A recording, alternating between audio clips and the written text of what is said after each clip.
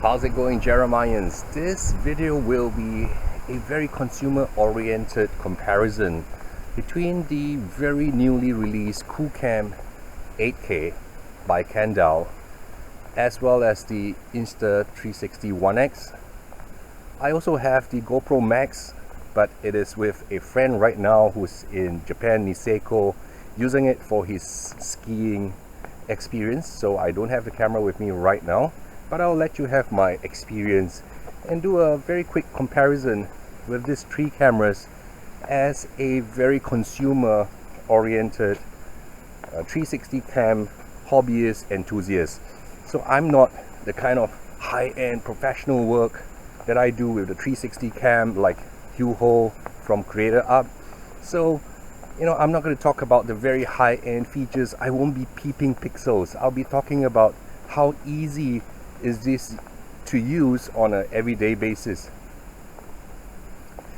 In fact, I won't be doing a lot of editing with this footage because it is a real pain to edit very high resolution 8K footage on the QooCam, unless of course you have a very high-end camera.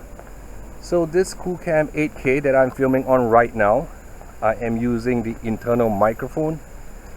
The temperature here is 33 degrees Celsius, which is about 92 degrees Fahrenheit for these people in the US. Humidity is about 80%, extremely hot here in Singapore all year round. So that might be a problem for the QooCam 8K because it runs so hot that it actually has an internal fan on the camera. However, on the latest firmware, which is what we have here, firmware 40, I believe, yep, the very latest firmware as at today, 31st December, there is an option to always keep the fan on even when recording 8K videos.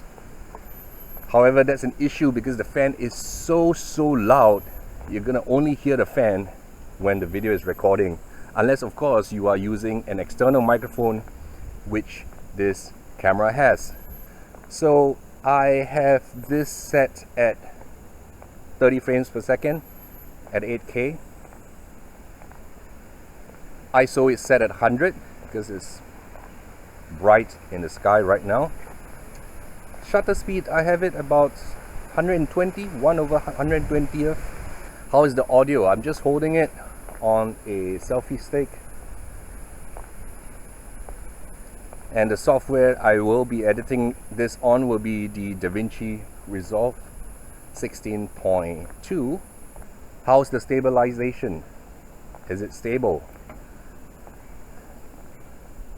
So one of the things about the QooCam 8K is that it is significantly heavier than the Insta360 OneX, and it's so much thicker as well. It has technically higher specs hardware, so it needs to be in a higher and bigger body. Right now, as it is a pain to work with the footage from the 8K. All the apps and the desktop studio version, it just doesn't optimize the entire workflow. Unlike the Insta360 OneX, which has been out for a while, it's a lot easier to work with those, and it's for myself who is just producing stuff for YouTube, Instagram, Facebook. It's actually a lot easier to produce on an Insta360 OneX rather than the QooCam 8K. So you can have a look at the stitch line and see how this camera is doing with the stitching. Is this stitching better than the Insta360 OneX? Okay, I'll be switching over to the Insta360 OneX right now.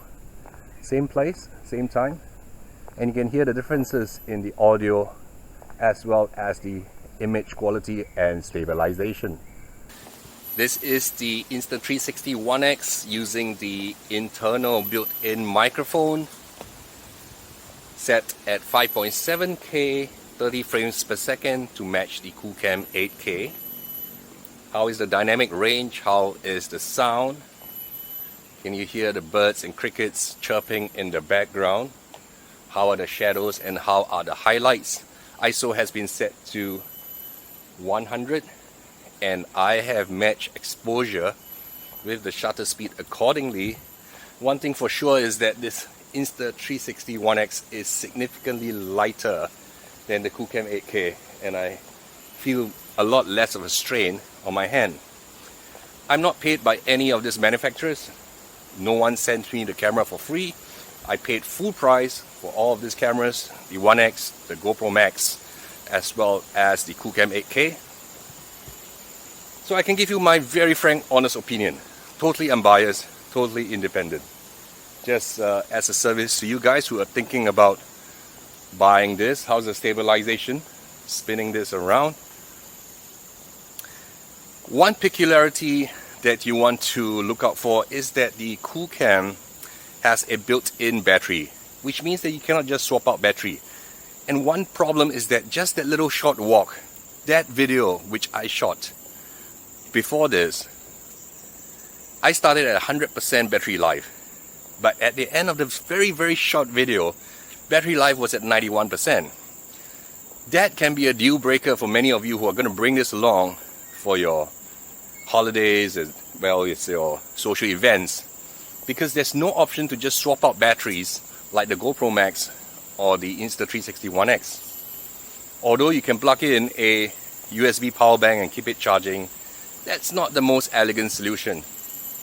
Unlike the OneX and the GoPro Max, you can just buy 4 or 5 batteries and it should last you the entire day of your shooting when you're out and about.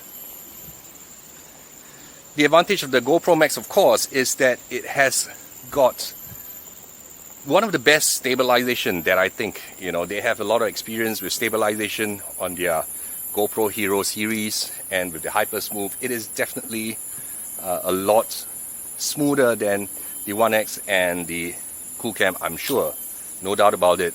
In addition, it is also waterproof. So I bring out the GoPro Max if I'm going to go out skiing and it's going to be in a wet environment. And the other day I just took out the GoPro Max swimming with my kids, and there's no problem whatsoever.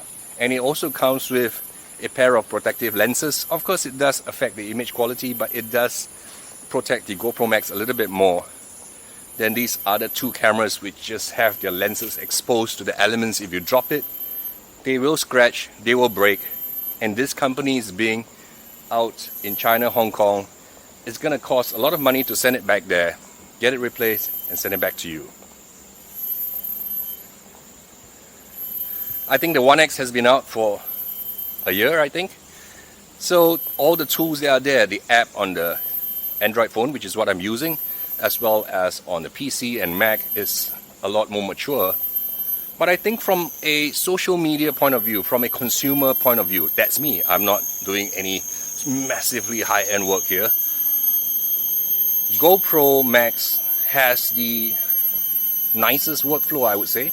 Maybe not the best, but definitely the nicest, because it allows you to just chop up your footage very quickly, set some music to it, and then export it for social media, etc. But in terms of image quality, without a lot of massive tweaking, QooCam might have the resolution, but it's going to take quite a lot more work to work with the footage. So that is something you might want to consider. I think for a very balanced workflow, very balanced kind of usage as a consumer, I still think the OneX is really hard to beat, because the good thing is that the QooCam has the option to add a 3.5mm external microphone, which will make audio a lot clearer, especially when I do product launches at really noisy and crowded places like convention halls, for example. And the good thing about the GoPro Max, of course, is that you can use it with a single lens, and they've got that hero mode, which allows you to just vlog and produce footage which is a lot easier to work with. However, the problem is that it only produces that single lens footage at 1080p. 1080p will not be sufficient, going forward when most devices like TVs and stuff are moving towards 4K. I hope you enjoyed this comparison, very quick comparison, my experience. Like if you like it. If you think this is not what you're looking for, that's fine. That's what YouTube is all about. There's something for everyone. I'm giving you my honest opinion as a user of all three cameras. And if you want to look at my comparison between the One X and the GoPro Max, I've got a few videos on my channel as well. So do not subscribe to my channel. I don't normally do 360 stuff on my channel. It's just that I happen to have all these cameras at my disposal. Till the next time, see you soon. Bye bye.